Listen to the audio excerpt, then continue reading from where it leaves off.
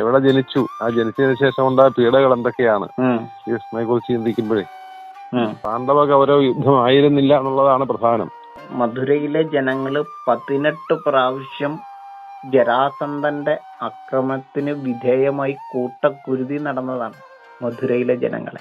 സാധു ജനങ്ങളെയും കൊണ്ട് ഭഗവാൻ പോയത് ഏറ്റവും ഹൈറ്റ് കുറഞ്ഞ ഒരു ദ്വീപായിട്ടുള്ള ദ്വാരകയിലേക്കാണ്. ആ പ്രജാലോകത്തെ മുഴുവൻ ജരാസന്ധനിൽ നിന്നും രക്ഷിക്കാൻ വേണ്ടിയിട്ട് അദ്ദേഹം കൊണ്ട് പാർപ്പിച്ചിരുന്നു.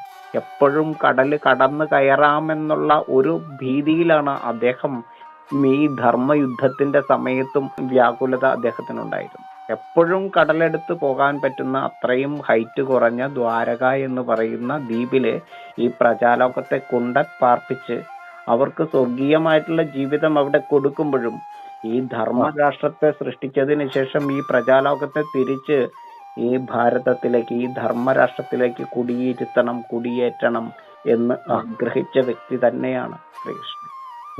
അപ്പൊ ഈ പ്രജാലോകത്തിന് വേണ്ടി അഭയാർത്ഥികളായിട്ട് ദ്വീപിൽ കഴിയേണ്ടി വന്ന ഇത്രയും ജനങ്ങൾക്ക് വേണ്ടിയിട്ട് ധർമ്മയുദ്ധമല്ലാതെ അദ്ദേഹത്തിന് എന്താണ് ചെയ്യാൻ പറ്റിയിരുന്നത്? എന്താണ് അദ്ദേഹം ചെയ്യേണ്ടിയിരുന്നത്?